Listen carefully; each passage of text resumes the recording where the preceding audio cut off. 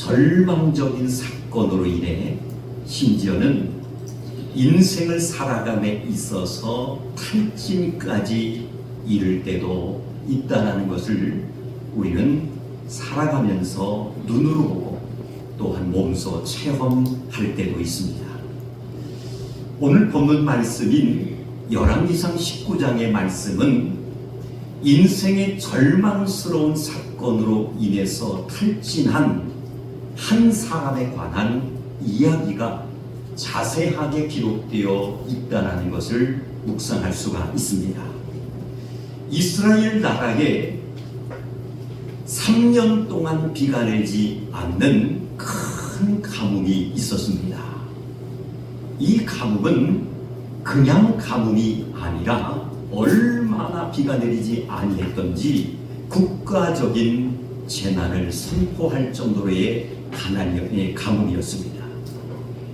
이 엄청난 재난의 문제를 해결할 수 있는 것은 인간이 아무리 지혜를 강구하고 수단과 방법을 다 동원해도 해결할 수 없고, 이 문제를 진정으로 해결할 수 있는 것은 오직 신의 손에 달려 있다는 것을 온 백성들이 또한 알고 있었고 깨닫고 있었다는 겁니다.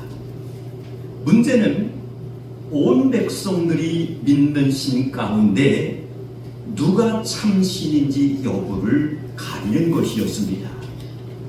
그래서 이 문제를 가리기 위해서 벌어진 사건이 있었는데, 그것이 바로 무슨 사건이냐면은 그 유명한 갈멜산에서 벌어진 영적 전투였습니다. 그 내용을 자세히 살펴보면은 여호와의 선지자 엘리야와 그리고 바알의 아세라의 선지자 850명 사이에 벌어진 그러한 결투였지요.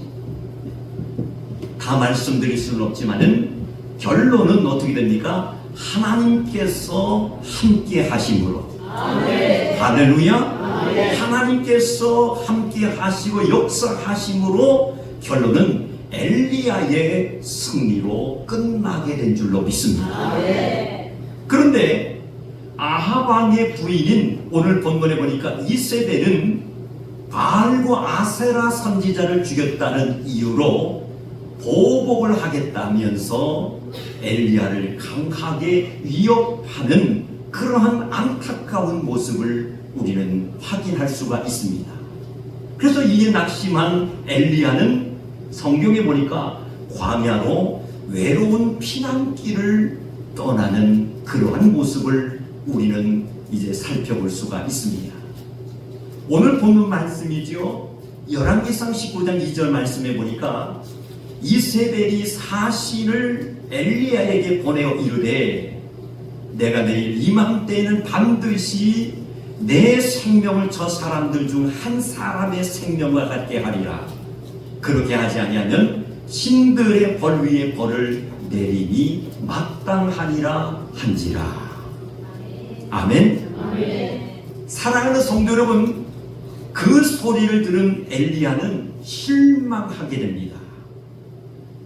그 소리를 들은 엘리야는 실망한 나머지 한 나무에 앉아서 죽기를 구걸하는 그런 안타까운 모습을 우리는 바라볼 수가 있습니다. 그래서 열왕기상 19장 4절 말씀에 보면은 이런 말씀이 있어요. 자기 자신은 광야로 들어가 하룻길쯤 가서 한 로뎀나무 아래에 앉아서 자기가 죽기를 원하여 이르되 여호와여 넉넉하오니 지금 내 생명을 거두시옵소서. 나는 내 조상들보다 낫지 못하나이다라는 그러한 이제 이야기를 하는 모습을 우리는 확인할 수가 있습니다. 그러나 사랑하는 성도 여러분, 오늘 본문 말씀에서는 낙심한 엘리야를 하나님께서 어떻게 다루시는지를 자세하게 보여주고 있음을 우리는 확인할 수가 있습니다. 엘리야는 도망을 가다가 몸과 마음이 매우 지친 나머지 말씀해 보니까 로뎀 나무 아래에서 깊이 잠을 자게 됩니다. 이때 하나님께서는 굶주린 엘리야에게 천사를 보내셔서 재차 음식을 권하게 됩니다. 뿐만 아니라 엘리야의 마음을 보듬고 감싸시면서 위로와 격려를 해주시는 말씀이 오늘 본문 7절에 기록되어 있는 것을 우리는 묵상할 수가 있습니다. 아멘.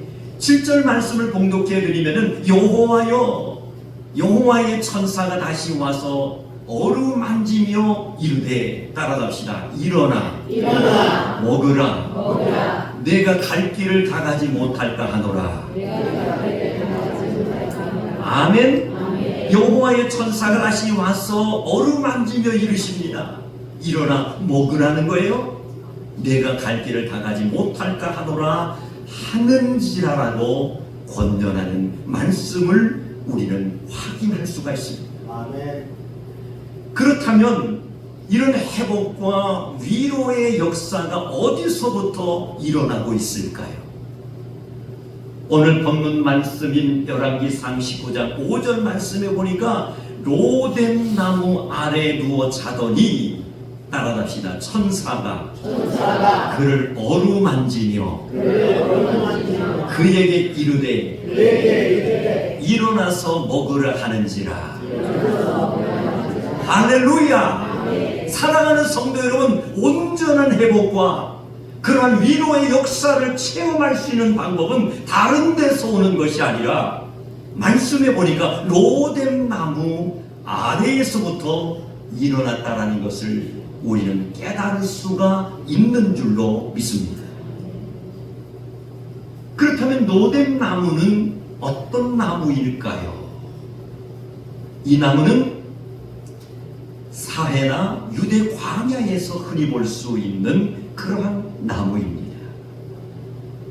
이 나무는 다 성장하게 되면 무한정 크는 것이 아니라 아무리 성장을 해도 약 2m 높이까지 적당한 크기로 자라는 나무가 바로 로뎀 나무입니다. 그런데 이 나무에는 특징 하나가 있습니다. 그 특징이 바로 뭐냐면은 잔가지가 무수히 많다라는 거예요. 한번 생각해 보세요. 잔가지가 많다 보니까 광야에서 불어오는 바람을 막아줄 수도 있고요.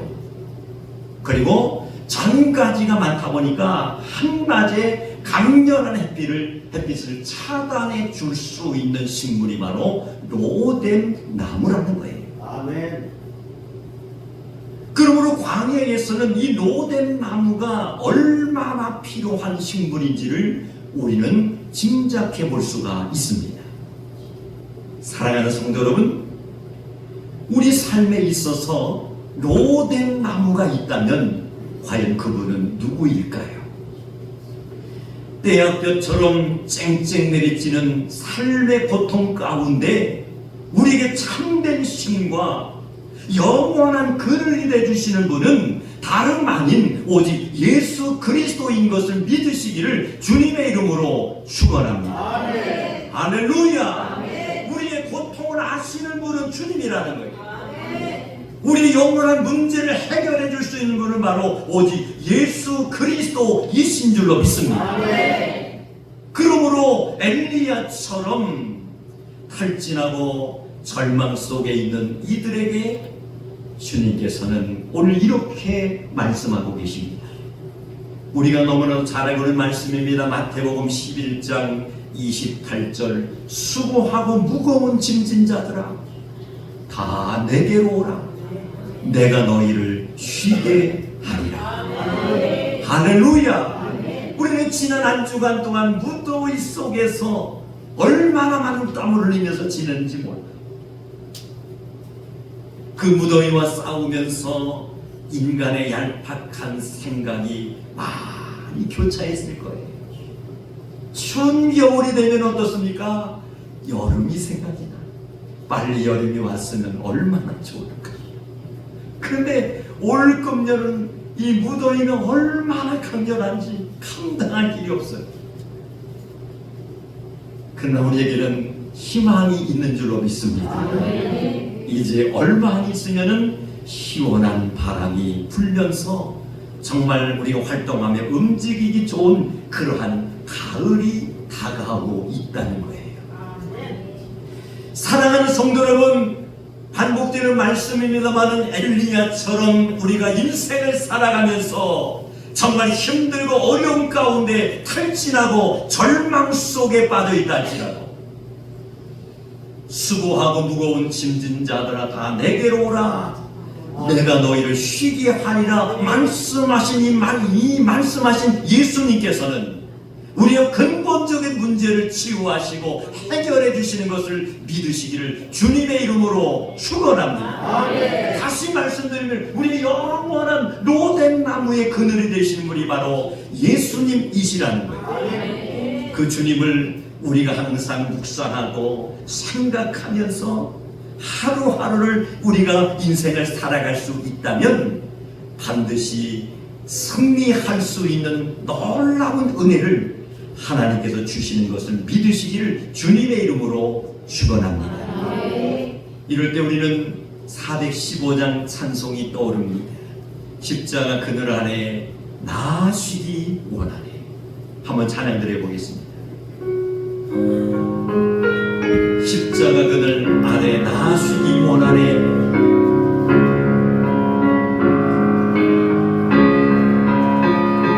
십자가 그늘아 나 쉬기 원하네.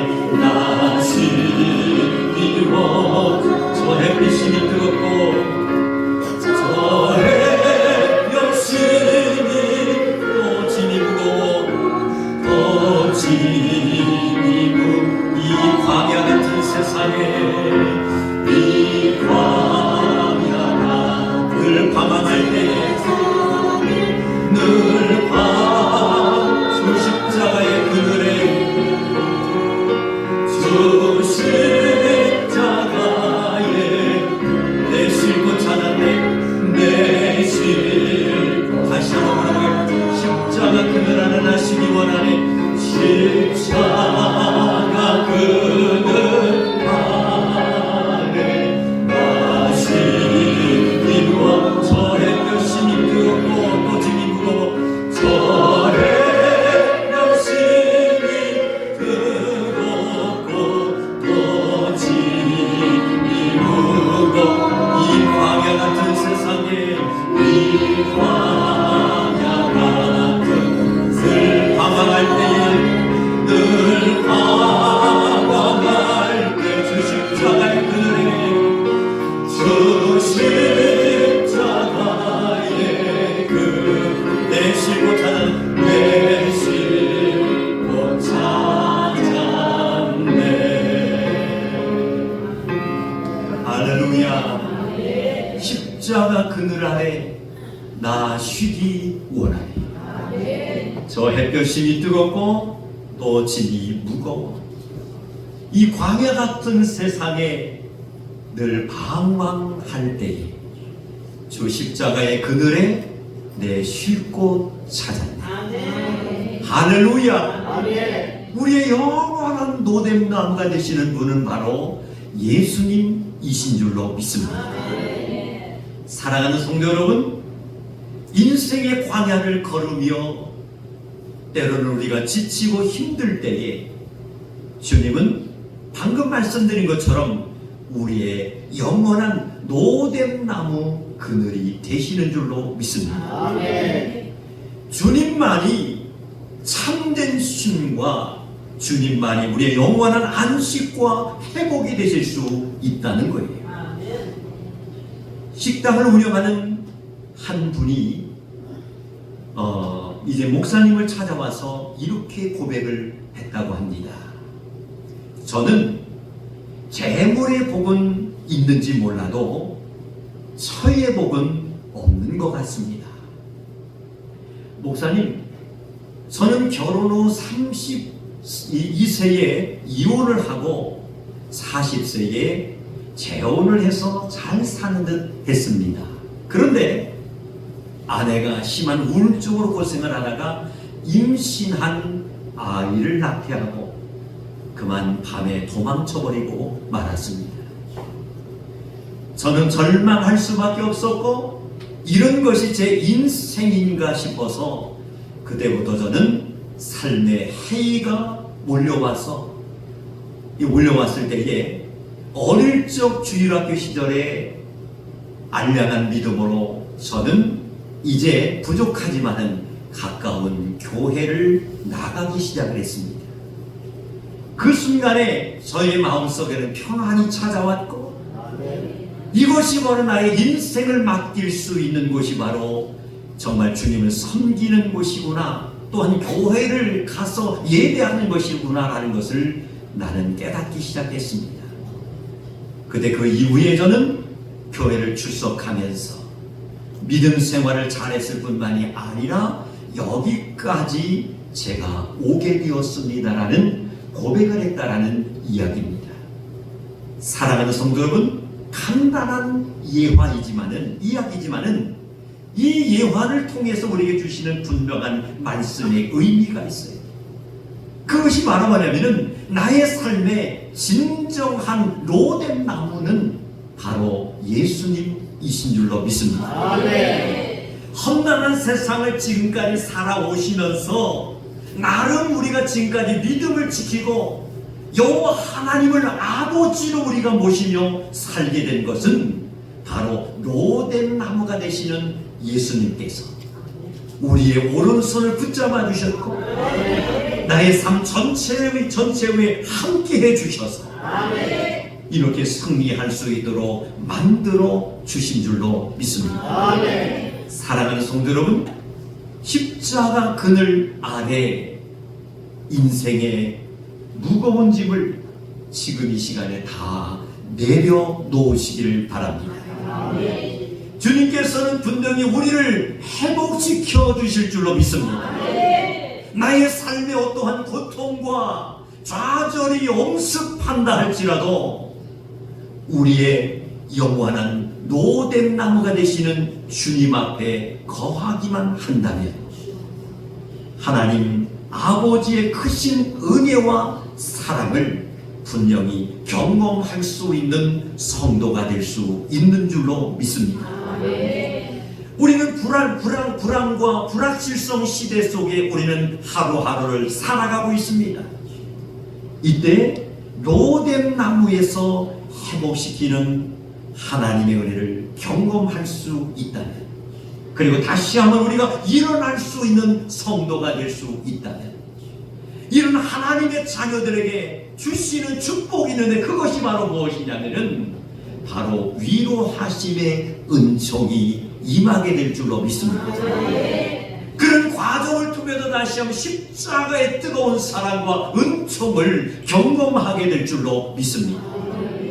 이러한 은혜와 이러한 축복을 경험하는 우리 산성의 가족들이 모두 되셔서 육체의 남은 때가 하나님 오실 때 정말 합당하고 아름다울 뿐만이 아니라 하나님 허락해 주신 사명과 모든 것을 잘 감당하는 성도들이 되셔서 지금까지 살아온 생애보다 앞으로 남은 삶이 더욱더 행복하고 즐거운 삶을 살아갈 수 있는 성승리자들이 되시기를 주님의 이름으로 축원합니다. 기도하시겠습니다. 하나님 아버지, 열왕기상 19장